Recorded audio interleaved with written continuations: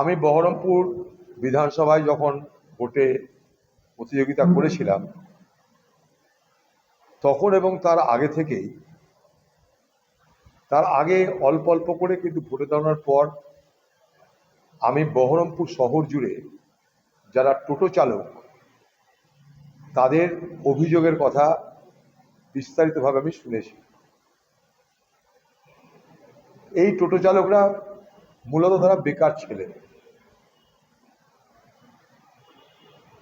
গ্রামে রুটি রুজির ব্যবস্থা নেই, চাকরি বাকরি নেই, তাই তারা শহরে এসে টোটো চালিয়ে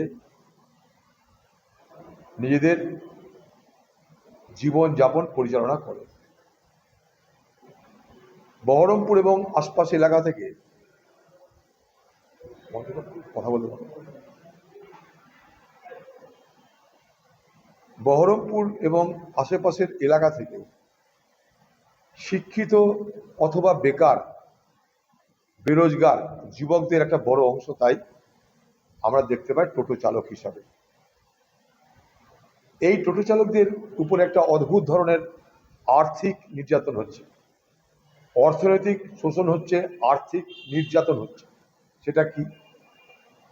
এই টোটো চালকরা রাজ্য সরকারের কাছে তাদের টোটো চালানোর জন্য একটা ফিস দেয়, ট্যাক্স দেয়।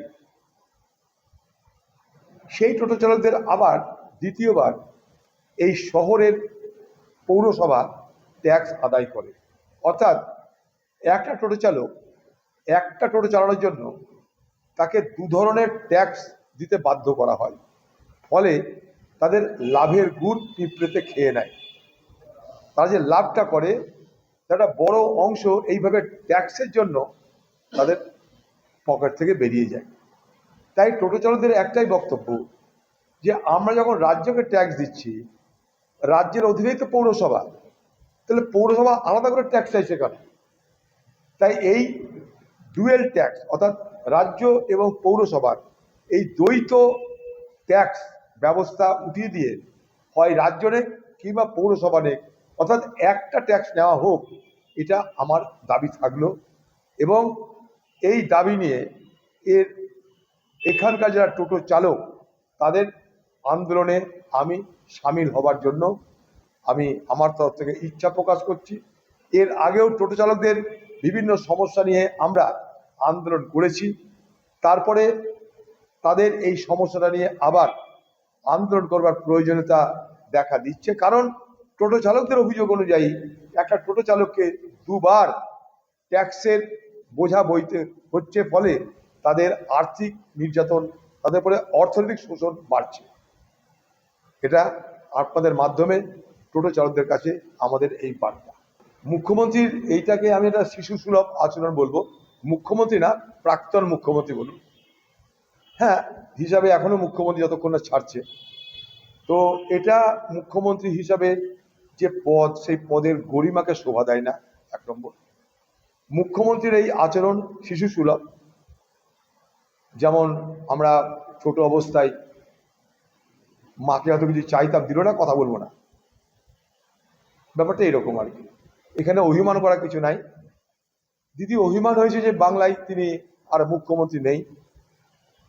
যদি কেউ ধরে থাকে যে আমি সারা জীবন মুখ্যমন্ত্রী থাকবো, যদি কেউ ধরে থাকে আমি সারা জীবন এমপি থাকবো, যদি কেউ ধরে থাকে আমি সারা জীবন এমএলএ থাকবো, তাহলে আমার মনে হয় ভারতবর্ষের গণতন্ত্রের প্রতি সব থেকে বড় অপমান করা হয়।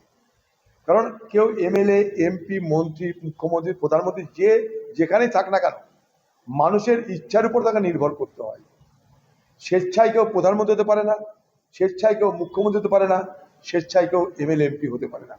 আমরা সবাই চাই যে আমরা বারবার জিতি, আমরা সবাই চাই আমরা বারবার মুখ্যমন্ত্রী হই, আমরা সবাই চাই আমরা বারবার প্রধানমন্ত্রী হই।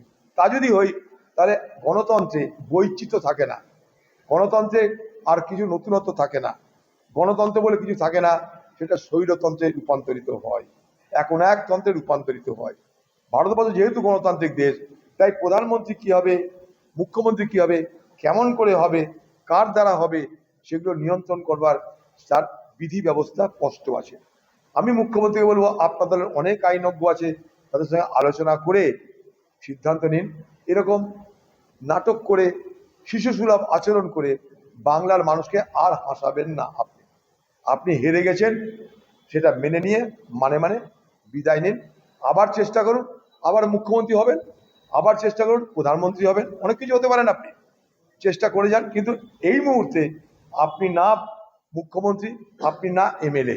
হ্যাঁ নিশ্চয়ই আপনার একটা নেতৃত্ব বটেই, আপনার পার্টি আছে, সেই পার্টির নেত্রী, কিন্তু বাকি আর কোনো পদ নেই আপনার। এটা মেনে নেওয়াটা সব থেকে বুদ্ধিমানতা এবং বিচক্ষণতার পরিচয় হবে বলে মনে করি। এটার বাইরে গেলে আগামী দিনে মানুষ তাকে নিয়ে মিমিক করবে, হাসাহাসি করবে, সে একটা জোকারে রূপান্তরিত হবে। জানি না সৌগতরা কেন কথা বলছে, আমার মনে হয় বলাচ্ছে, কারণ সৌগতরা খুব ভালো করেই জানে যে একটা বিধানসভা লোকসভা যেখানে সংখ্যা গরিষ্ঠের মতামতই প্রতিফলিত হয়, সেখানে সৌগতরার মতন বিদ্বান ব্যক্তি কি করে এই কথা বলে জানা নাই। হয়তো মমতা ব্যানার্জি বলছে সৌগত আমাকে একটু বাঁচার কিছু একটু বলুন, তাই হয়তো বলছে, হওয়া তো উচিত।